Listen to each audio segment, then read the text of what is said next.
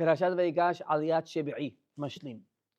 And the pasuk goes on to say that Paro ends up giving them Eretz Rameses. He gives them the best of the land of Mitzrayim to Yosef's brothers, and they're over there and they establish a place to live and everything.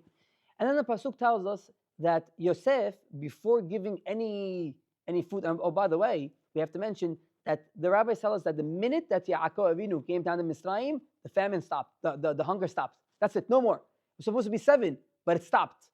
Why? B'zchut Yaakov Avinu, so as not to have Yaakov Avinu have any pain or suffering in Eretz Mitzrayim.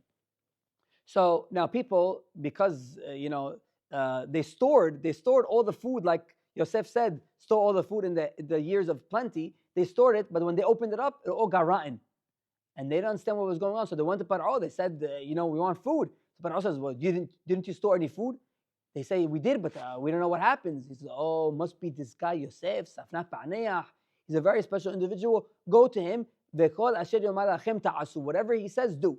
And we know the rabbis say that Yosef told him, oh, you want food? No problem, Brit Milah. But Yosef, what do you mean Brit Milah? We're 80, 90 years old over here. How can we do Brit Milah? Yosef says, I don't see anybody else having food over here. You want food? Brit Milah. So that was the way that Yosef HaSadiq was able to circumcise all the Mitzrim. And the rabbis say, why?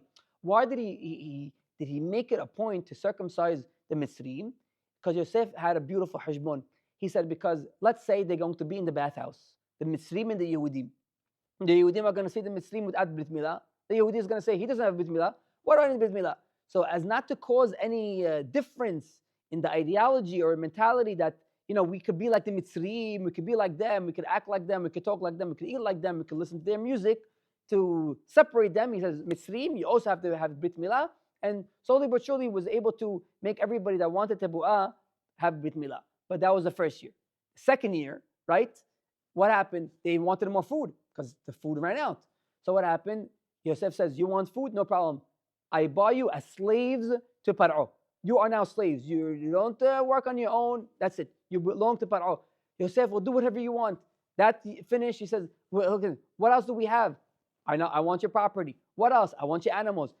Slowly but surely, Yosef was able to acquire everything in the land of Mitzrayim to Paro. The only land that he didn't buy is Admat HaKohanim, is the priests.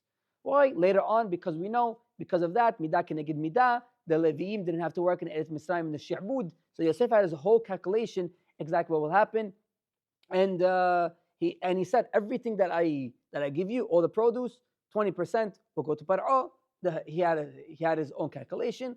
And the Aliyah actually ends off by saying that they lived in Mitzrayim, and Yosef lived to 110 years old, and he was put in a coffin in Eretz Mitzrayim.